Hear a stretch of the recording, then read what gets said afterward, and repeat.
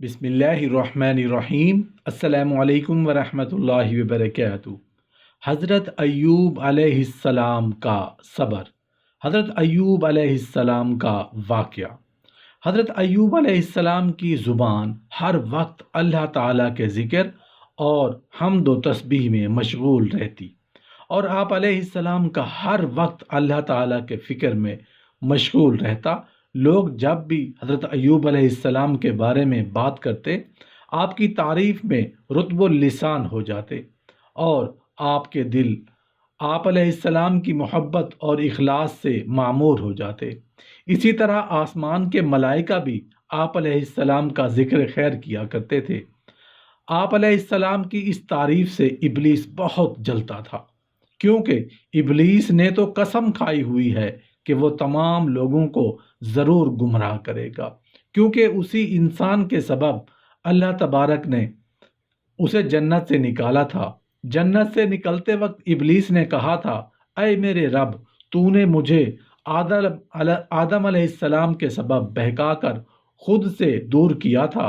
मैं औलाद आदम के लिए इस सरजमीन को ज़रूर मुज़य्यन कर दूंगा और उन तमाम को बहकाऊंगा। लेकिन साथ ही कहने लगा, इल्ला इबादक मिनहुमुल मुखलसीन, बजुज़ उन लोगों के जो उनमें मुंतखब किए गए हैं।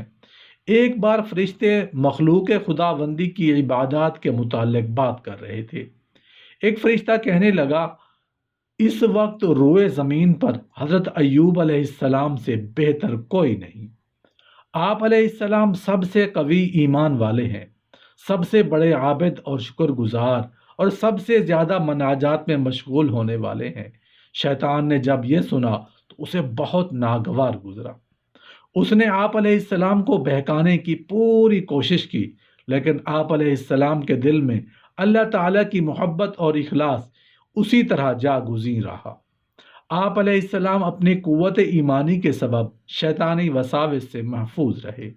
अलगद जब शैतान आप अलैहिस्सलाम को बहकाने से मायूस हो गया तो अल्लाह तबारक व तआला से कहने लगा, ऐ अल्लाह, अय्यूब अलैहिस्सलाम आपकी इबादत और तकदीस मोहब्बत के सबब से नहीं करते, बल्कि वो अपनी अगराज के सबब से आपकी इबादत करते हैं।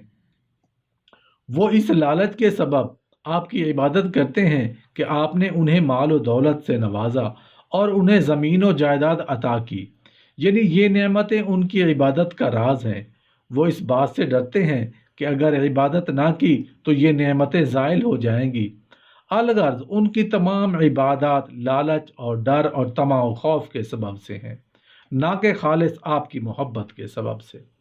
अल्लाह तबारक व तआला ने इब्लीस से कहा, बेशक अय्यूब अलैहिस्सलाम खालिस ईमान वाला मोमिन बंदा है। वो तो ईमान की कुंदील और सब्र की आली नज़ीर है। मैंने उसके माल और ज़मीन को तेरे लिए मुबाह कर दिया। तू जो चाहता है कर गुजर, फिर उसका अंजाम देख लेना। शैतान हज़रत अय्यूब अलैहिस्सलाम की ज़मीन पर पहुँचे और आप अलैहिस्सलाम की तमाम अमलाक और खेतों को बर्बाद कर दिया। देखते ही देखते आप उमरा की जमात से निकलकर फुकरा की सफ़ में शामिल हो गए। शयातीन मुंतज़िर रहे कि अब हज़रत अय्यूब अलैहिस्सलाम क्या कहते हैं। आप अलैहिस्सलाम ने माल के मुतालिक फरमाया, ये माल हमारे पास अल्लाह ताला की आरियत और वदीयत थी जो अल्लाह ताला ने वापस ले ली है। हमने एक अरसा तक उससे फ़ायदा उठाया।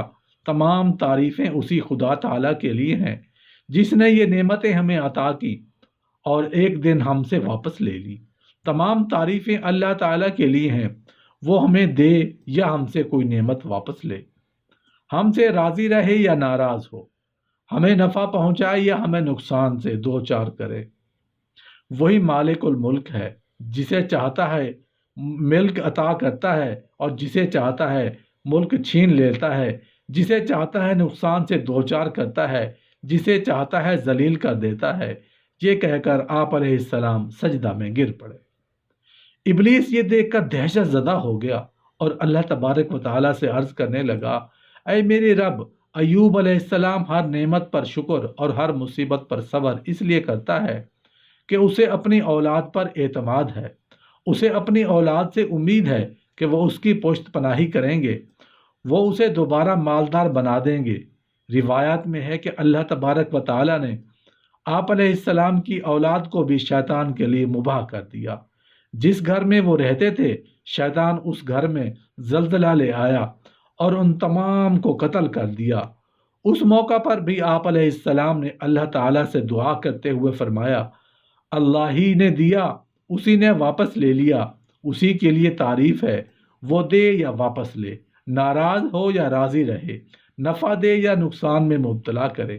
یہ کہہ کر آپ علیہ السلام سجدہ میں گر گئے۔ ابلیس یہ دیکھ کر بہت دہشت زدہ ہو گیا اور اللہ تعالیٰ سے عرض کرنے لگا، آپ علیہ السلام اس لیے صبر کرتے ہیں کیونکہ آپ کو صحت بدنی حاصل ہے۔ اے میرے رب، اگر آپ مجھے ان کے بدن پر مسلط کر دیں تو وہ صبر ترک کر دیں گے۔ روایت میں ہے کہ اللہ تعالیٰ نے آپ علیہ السلام کے جسد کو شیطان کے لیے مباح کر دیا کہ وہ اس میں جیسے چاہے تصرف کرے۔ شیطان نے سر سے لے کر پاؤں تک آپ علیہ السلام کے تمام بدن کو جلدی امراض سے مبتلا کر دیا۔ آپ علیہ السلام کے جسم سے گوشت کے ٹکڑے گرتے تھے اور پیپ نکلتی تھی، جس کے سبب آپ علیہ السلام کو تمام اہل خانہ اور دوست و احباب چھوڑ گئے، حتیٰ کہ آپ علیہ السلام کے پاس سوائے آپ علیہ السلام کی بیوی کے کوئی نہیں رہا۔ آپ علیہ السلام صبر کے ساتھ اللہ تعالیٰ کا مصیبت پر بھی اس طرح شکر ادا کرتے رہے جس طرح کے صحت کے دنوں میں ادا فرماتے رہے۔ آپ علیہ السلام کے لیے صحت و بیماری دونوں حالتیں یکساں تھیں۔